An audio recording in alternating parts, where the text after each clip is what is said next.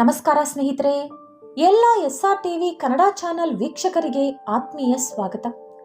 ಲಕ್ಷ್ಮೀದೇವಿ ಹಸುಗಳಿಗೆ ಹೇಳಿದಂತ ಈ ಮಾತುಗಳನ್ನ ನೀವು ಅರ್ಥ ಮಾಡಿಕೊಂಡ್ರೆ ಜೀವನದಲ್ಲಿ ನಿಮಗೆಂದೂ ಕೂಡ ಬಡತನ ಬರಲ್ಲ, ಸಂತೋಷವಾದ ಜೀವನ ನಿಮ್ಮದಾಗುತ್ತೆ. ಹಾಗಾದರೆ ಲಕ್ಷ್ಮೀದೇವಿ ಹಸುಗಳಿಗೆ ಅಂಥದ್ದೇನು ಹೇಳಿದ್ದಾರೆ ಎಂದು ಈ ವಿಡಿಯೋದಲ್ಲಿ ನಾವು ತಿಳಿದುಕೊಳ್ಳೋಣ. ಆದರೆ ಅದಕ್ಕೂ ಮುಂಚೆ ನೀವಿನ್ನೂ ನಮ್ಮ ಚಾನೆಲ್ ಅನ್ನು ಸಬ್ಸ್ಕ್ರೈಬ್ ಮಾಡ್ಕೊಂಡಿಲ್ಲ ಅಂದ್ರೆ ಖಂಡಿತ ಈಗಲೇ ಸಬ್ಸ್ಕ್ರೈಬ್ ಮಾಡ್ಕೊಳ್ಳಿ. ಹಾಗೆ ಹೊಸ ವಿಡಿಯೋ ನೋಟಿಫಿಕೇಶನ್ಸ್ಗಾಗಿ ಪಕ್ಕದಲ್ಲಿರೋ ಬೆಲ್ ಐಕಾನ್ ಕ್ಲಿಕ್ ಮಾಡ್ಕೊಳ್ಳೋದನ್ನ ಮಾತ್ರ ಮರಿಬೇಡಿ. ಮಹಾಭಾರತದ ಶಾಂತಿ ಪರ್ವದಲ್ಲಿ ಈ ಕತೆ ಕಾಣಿಸುತ್ತೆ. ಲಕ್ಷ್ಮೀದೇವಿ ಹಾಗೂ ಗೋವುಗಳ ಮಧ್ಯೆ ನಡೆದ ಸಂಭಾಷಣೆಯ ಬಗ್ಗೆ ಅಂಪಶಯದ ಮೇಲೆ ಮಲಗಿರುವಂತ ಭೀಷ್ಮ ಪಿತಾಮಹ ಧರ್ಮರಾಜನಿಗೆ ಹೇಳ್ತಾರೆ. ಅದೇ ಕಥೆಯನ್ನ ಈಗ ನಾನು ನಿಮ್ಮೊಂದಿಗೆ ಹಂಚಿಕೊಳ್ತೀನಿ. ಒಂದು ಬಾರಿ ಮಹಾಲಕ್ಷ್ಮಿ ಹಸುಗಳ ಗುಂಪೊಂದರ ಹತ್ರ ಹೋಗ್ತಾರೆ. ಅಷ್ಟೊಂದು ಸುಂದರವಾದ ಮಹಿಳೆಯನ್ನು ನೋಡಿದಂತ ಹಸುಗಳಲ್ಲಿ ಒಂದು ಹಸು ಮುಂದೆ ಬಂದು, ಅಮ್ಮ, ಯಾರ್ ನೀವು? ಎಲ್ಲಿಂದ ಬಂದಿದ್ದೀರಿ? ಈ ಭೂಲೋಕದಲ್ಲೇ ನಿಮ್ಮಂತ ಸುಂದರವಾದ ಹೆಣ್ಣನ್ನು ನಾವೆಂದೂ ನೋಡಿಲ್ಲ. ಖಂಡಿತ ನೀವು ಈ ಲೋಕದವರಲ್ಲ. ನಿಜ ಹೇಳಿ, ನೀವೇಕೆ ನಮ್ಮ ಹತ್ರ ಬಂದಿದ್ದೀರಿ ಅಂತ ಕೇಳ್ತು.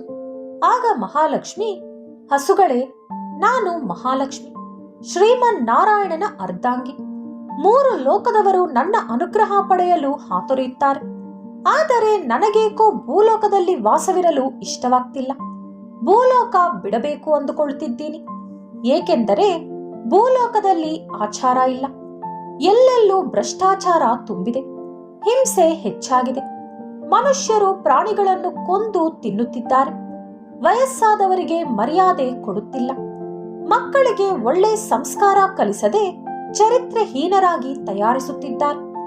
ಧರ್ಮ ತಪ್ಪಬಾರದು, ಕೊಟ್ಟ ಮಾತು ಮರೆಯಬಾರದು ಎಂದು ಹೇಳಿಕೊಡಬೇಕಾದ ಗುರುಗಳೇ ಧರ್ಮ ತಪ್ಪುತ್ತಿದ್ದಾರೆ, ಕೊಟ್ಟ ಮಾತು ಮರೆಯುತ್ತಿದ್ದಾರೆ. ಮಹಿಳೆಯರನ್ನು ಹಿಂಸಿಸುತ್ತಿದ್ದಾರೆ. ಪ್ರತಿ ಚಿಕ್ಕ ವಿಷಯಕ್ಕೂ ವಿನಾಕಾರಣ ಗಲಾಟೆ ಮಾಡುತ್ತಿದ್ದಾರೆ. ಚಿಕ್ಕ ಸಮಸ್ಯೆ ಕೂಡ ಎದುರಿಸಲು ವಿಫಲರಾಗುತ್ತಿದ್ದಾರೆ. ಅತಿಯಾಗಿ ತಿನ್ನುತ್ತಾ ದಿನವಿಡೀ ಹಾಸಿಗೆಯ ಮೇಲೆ ಮಲಗಿರುತ್ತಾರೆ. ಒಬ್ಬರನ್ನೊಬ್ಬರು ಬೈಯುತ್ತಿರುತ್ತಾರೆ. ವಿನಾಕಾರಣ ಕೊಲೆಗಳು ಮಾಡುತ್ತಿದ್ದಾರೆ. ಹಣವನ್ನು ಬೇಡದ ಕಡೆ ಕೂಡ ಖರ್ಚು ಮಾಡುತ್ತಿದ್ದಾರೆ. ಮೂಕ ಪ್ರಾಣಿಗಳನ್ನು ಹಿಂಸಿಸುತ್ತಿದ್ದಾರೆ. ಅಂತ ನೀಚರನ್ನು ನೋಡಿ ಒಂದು ಕ್ಷಣವೂ ಅಲ್ಲಿರಲಾರದೆ ಇಲ್ಲಿಗೆ ಬಂದು ಬಿಟ್ಟೆ. ನಾನು ದೂರಾದ ಕಾರಣದಿಂದಲೇ ರಾಕ್ಷಸರು ನಾಶವಾದರು. ದೇವತೆಗಳ ಹತ್ತಿರ ನಾನು ಇರುವುದರಿಂದಲೇ ಅವರು ಸುಖ ಭೋಗಗಳನ್ನು ಅನುಭವಿಸುತ್ತಿದ್ದಾರೆ. ದೇವತೆಗಳು ಕೂಡ ಆಚಾರ ಭ್ರಷ್ಟರಾದರೆ ನಾನು ಅವರನ್ನು ಕೂಡ ಬಿಟ್ಟು ಬರುತ್ತೀನಿ. ಭೂಲೋಕದವರು ನನ್ನನ್ನು ಚಂಚಲೆ ಅನ್ನುತ್ತಾರೆ. ಒಂದೇ ಕಡೆ ನಾನು ತುಂಬಾ ದಿನ ಇರುವುದಿಲ್ಲ ಅನ್ನುತ್ತಾರೆ. ಆದರೆ ಅದು ತಪ್ಪು. ನಾನು ಒಂದೇ ಕಡೆ ಕೂಡ ತುಂಬಾ ದಿನ ಇರಬಲ್ಲೆ. ಆ ರೀತಿ ನನ್ನನ್ನು ಒಂದೇ ಕಡೆ ಇರಿಸಿಕೊಳ್ಳುವುದು ಜನರ ಕೈಯಲ್ಲೇ ಇದೆ. ನನ್ನನ್ನು ಸರಿಯಾದ ರೀತಿಯಲ್ಲಿ ಬಳಸಿಕೊಂಡು ಧರ್ಮ ಪಾಲಿಸುತ್ತಾ, ಗಲಾಟೆಗಳು ಮಾಡದೆ ಸಂತೋಷವಾಗಿರುತ್ತಾ, ಒಳ್ಳೆ ಕೆಲಸಗಳು ಮಾಡುತ್ತಾ, ಮೂಕ ಪ್ರಾಣಿಗಳಿಗೆ ಹಿಂಸೆ ಕೊಡದೆ, ಹೆಂಗಸರಿಗೆ ಮರ್ಯಾದೆ ಕೊಡುವ ಕಡೆ ನಾನು ಹೆಚ್ಚಿನ ಕಾಲ ಉಳಿಯುತ್ತೀನಿ. ನಾನಿರುವ ಕಡೆ ಜನರು ಯಾವಾಗ ಅನ್ಯಾಯ ಮಾಡುತ್ತಾರೋ, ಕೆಟ್ಟ ವ್ಯಸನಗಳು, ಅಧರ್ಮ, ಅನ್ಯಾಯ ಮಾಡುತ್ತಾ ಕೊಟ್ಟ ಮಾತು ತಪ್ಪುತ್ತಾರೋ, ಆ ಕ್ಷಣವೇ ನಾನು ಅಲ್ಲಿಂದ ದೂರಾಗುತ್ತೀನಿ. ಯಾರ ದೇಹದೊಳಗಿನಿಂದ ನಾನು ಹೊರಬರುತ್ತೀನೋ ಅಂದಿನಿಂದ ಅವರು ಕಷ್ಟಗಳಿಗೆ ಗುರಿಯಾಗ್ತಾರೆ. ಯಾರ ದೇಹದೊಳಗೆ ನಾನು ಪ್ರವೇಶಿಸುತ್ತೀನೋ ಅವರು ಅದೃಷ್ಟವಂತರಾಗ್ತಾರೆ. ಧರ್ಮಾರ್ಥ ಕಾಮ ಮೋಕ್ಷ ಅಂತಾರಲ್ಲವೇ, ಅದ್ಯಾವುದೂ ಕೂಡ ನನ್ನ ಅನುಮತಿ ಇಲ್ಲದೆ ಸಿಗುವುದಿಲ್ಲ. ಹಸುಗಳೇ, ಇದೇ ನನ್ನ ಸ್ವಭಾವ. ಈ ಪ್ರಪಂಚ ಮುನ್ನಡೆಯಲು ನನ್ನ ಅಗತ್ಯ ಇದೆ. ಇಂತಹ ನಾನು ನಿಮ್ಮ ಹತ್ತಿರ ಬರಲು ಒಂದೇ ಒಂದು ಕಾರಣ. ನಾನು ನಿಮ್ಮ ದೇಹದೊಳಗೆ ವಾಸವಿರಲು ಬಯಸುತ್ತಿದ್ದೀನಿ. ಹಾಗಾಗಿ ನೀವು ನನಗೆ ಆಶ್ರಯ ಕೊಟ್ಟು ಸಮೃದ್ಧಿಯಾದ ಜೀವನ ಅನುಭವಿಸಿ ಎಂದರು ಮಹಾಲಕ್ಷ್ಮಿ. ಅವರ ಮಾತುಗಳನ್ನು ಕೇಳಿದ ಹಸುಗಳು, ಅಮ್ಮ, ತಪ್ಪು ತಿಳಿಯಬೇಡಿ. ನೀವು ಬೇರೆಲ್ಲಾದರೂ ವಾಸವಿರಲು ಸ್ಥಳ ಹುಡುಕಿಕೊಳ್ಳಿ. ನಮಗೆ ನಿಮ್ಮ ಅಗತ್ಯವಿಲ್ಲ. ನೀವು ಪಾಪಿಗಳ ಮನೆಯಲ್ಲಿ ಅನ್ಯಾಯ, ಅಧರ್ಮ ಮಾಡುವ ಹತ್ತಿರ ಕೂಡ ಇರುತ್ತೀರಿ. ನಮ್ಮ ದೇಹ ಪವಿತ್ರವಾದುದು, ಅತಿ ಸುಂದರವಾದುದು. ಹಾಗೆ ನಮಗೆ ನಿಮ್ಮ ಅಗತ್ಯ ಕೂಡ ಇಲ್ಲ, ಮುಂದೆ ಕೂಡ ಬರುವುದಿಲ್ಲ. ಹಣ ಮನುಷ್ಯರಿಗೆ ಬಿಟ್ಟು ಯಾವ ಪ್ರಾಣಿಗೂ ಉಪಯೋಗಕ್ಕೆ ಬರುವುದಿಲ್ಲ. ನಿಮಗೆ ನಮ್ಮ ದೇಹದೊಳಗೆ ಆಶ್ರಯ ಕೊಟ್ಟರೆ ನಾವು ಕೂಡ ಅಪವಿತ್ರವಾಗುತ್ತೇವೆ ಎಂದವು ಹಸುಗಳು. ಅದಕ್ಕೆ ಲಕ್ಷ್ಮೀದೇವಿ, ಹಸುಗಳೇ, ನನ್ನನ್ನು ಒಲಿಸಿಕೊಳ್ಳುವುದು ತುಂಬಾನೇ ಕಷ್ಟ. ಎಷ್ಟೋ ಪ್ರಯತ್ನಗಳು, ಪೂಜೆಗಳು, ವ್ರತಗಳು, ಉಪವಾಸಗಳು, ಹೋಮ ಹವನಗಳು ಮಾಡಿ ನನ್ನನ್ನು ಒಲಿಸಿಕೊಳ್ಳುತ್ತಾರೆ.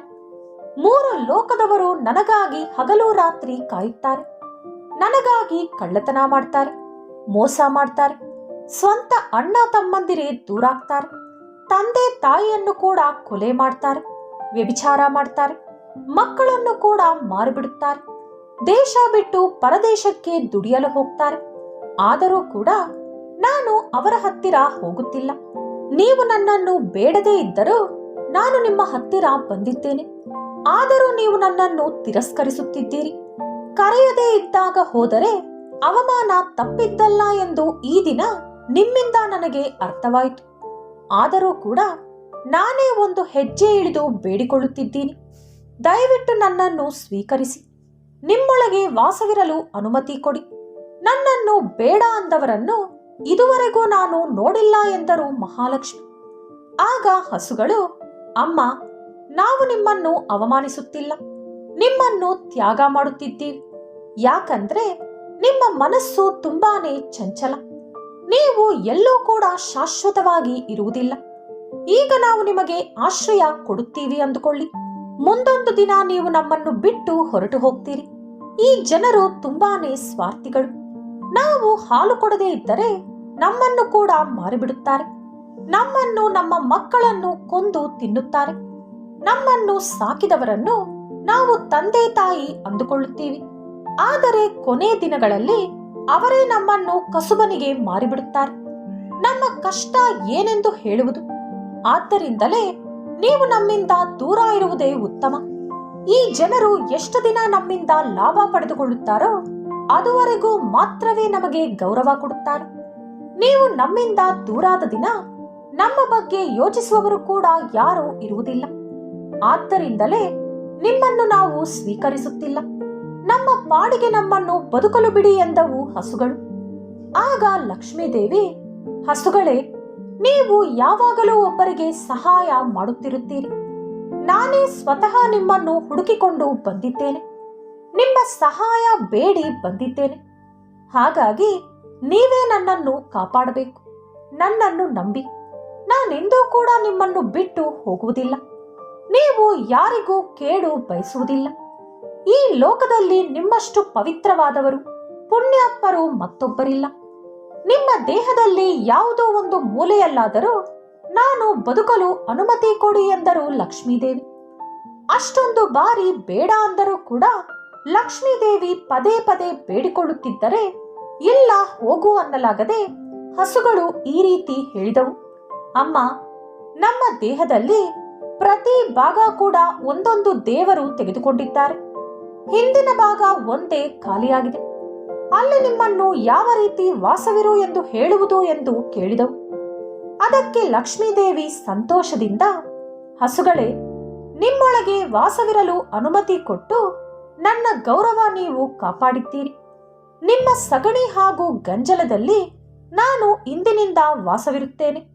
ನನ್ನ ಹಾಗೂ ನಿಮ್ಮ ಮಿಲನದ ಕತೆ ಯಾರು ಕೇಳುತ್ತಾರೋ ಅವರ ದುಃಖ ದೂರಾಗುತ್ತದೆ, ಬಡತನ ಅವರಿಗೆ ಬರುವುದಿಲ್ಲ ಎಂದು ಲಕ್ಷ್ಮೀದೇವಿ ಹೇಳಿದರು ಎಂದು ಭೀಷ್ಮ ಪಿತಾಮಹ ಧರ್ಮರಾಜನಿಗೆ ಹೇಳಿದರು. ಈ ರೀತಿ ಇಂದಿಗೂ ಕೂಡ ಹಸು, ಸಗಣಿ ಹಾಗೂ ಗಂಜಲ ಎಷ್ಟು ಪವಿತ್ರವಾಗಿದೆ. ಯಾರು ಹಸುಗಳನ್ನು ಸಾಕುತ್ತಾರೋ, ಊಟ ಹಾಕುತ್ತಾರೋ, ಸೇವೆ ಮಾಡುತ್ತಾರೋ ಅವರ ಮನೆ ಯಾವಾಗಲೂ ಕೂಡ ಸುಖ ಶಾಂತಿಯಿಂದ ತುಂಬಿರುತ್ತೆ. ಅಷ್ಟೊಂದು ಪವಿತ್ರವಾದುದು ಹಸು.